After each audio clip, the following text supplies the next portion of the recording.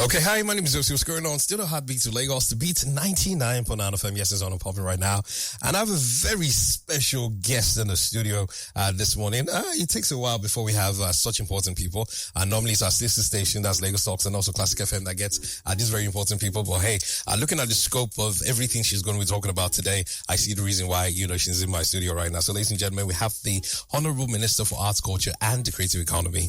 Good morning, ma'am. It's great to have you here. Good morning. Thank you for having me. Oh, yes. Very exciting to be here. Yes. So I'll just jump right into it. I know you have a very, very stacked day, so I don't want to take too much of your time. So all I just want to ask this morning is what initiatives is the ministry taking to promote and preserve Nigeria's rich cultural heritage in the arts and creative economy? This particular sector is very important, not only to the president, I think to the people of Nigeria. So what we have done is we've developed a very holistic, quintessentially Nigerian form of roadmap and initiatives that cuts across the full spectrum of what culture and creative industry represent.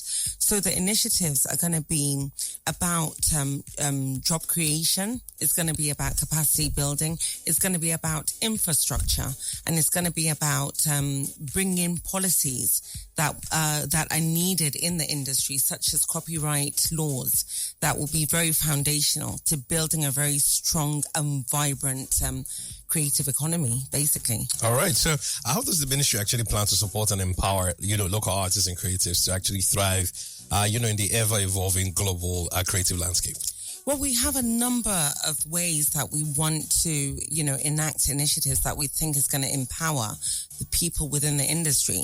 What is important for me, this particular ministry, is really not only about what we think as an administration. What I want to do is take an approach where we listen to the voices of people within the industry, because they're the ones who really know what is really required. They're the ones who've lived it. They're the ones who know what the lacunas are. So in the next couple of months, we're going to do a number of engagements whereby we listen to people in the industry and be able to look at what it is their concerns are and to try to align it with the initiatives that we've already come up with. Okay, so, Buja, I think like a month ago, there was a ministry roadmap that was unveiled by yourself and also the vice president.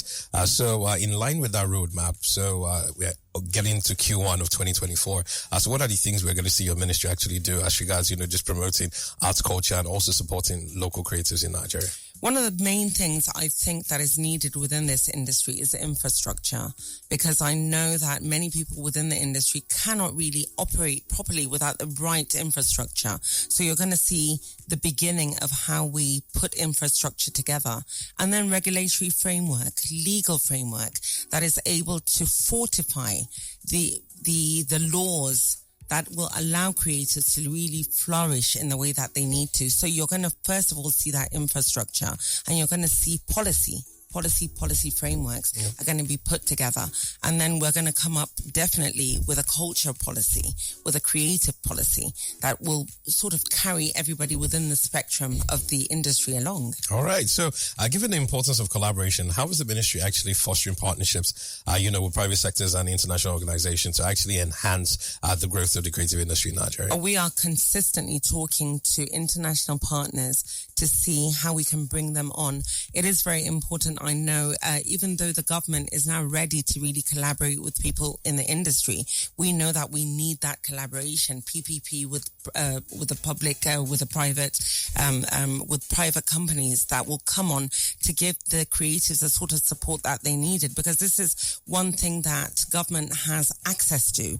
We have access to talking to industries that will be able to sort of invest in the creative industry. So definitely this is something at the top of, and we've been traveling in and out of the country to see how we can start to foster relationships so that we can give people in the industry the right sort of support. Okay, that's absolutely amazing.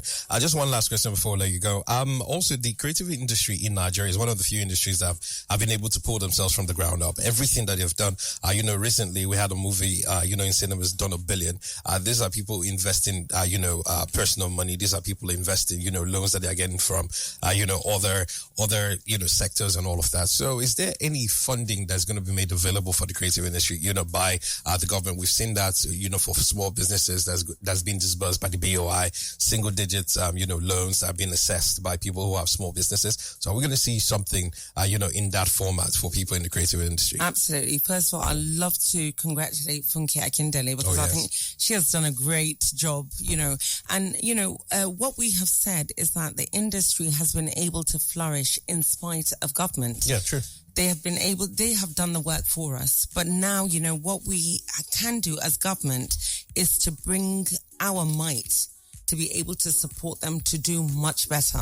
And I've always said personally that we need the people in the industry more than they need us.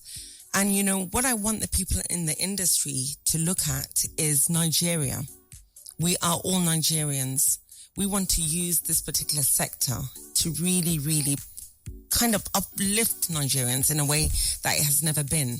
Now government is ready. For the first time in our history, government has actually set out a ministry that is to cater specifically to the industry itself. And this is what we're here to do. Government is here to serve. I'm here to serve, to speak to people in the industry, to see how we can support them. And of course, we are talking about setting up an endowment fund, a fund that will be able to give people in the industry the sort of support that they need, and to also give veterans in the industry support, because you've seen too many of our veterans, fall at the wayside.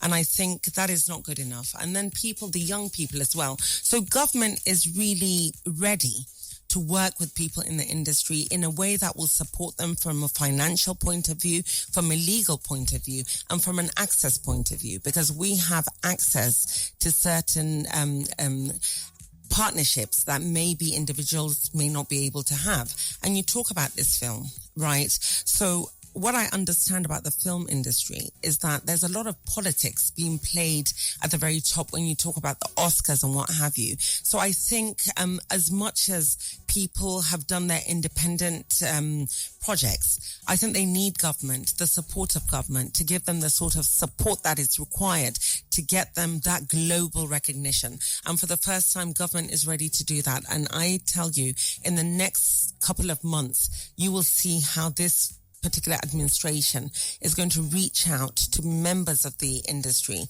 with a hand of friendship to come on board. Let's work together for the betterment of the country. Let's really propel this industry and this particular sector beyond our greatest imagination.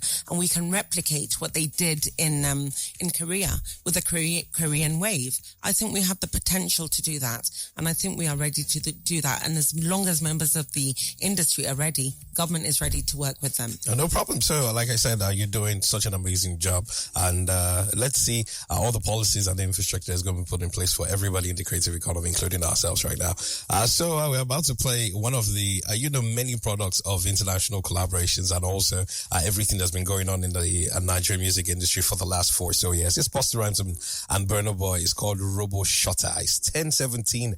Thank you so much, Honorable Minister, for taking our time to be here with us today and also shedding so much light on everything your administration is doing as regards, supporting the creative, industry in and outside Nigeria. Still the Beat 99.9 FM, and also remember that you can catch this full interview on our YouTube page. That's youtube.com/The Beat 999 FM.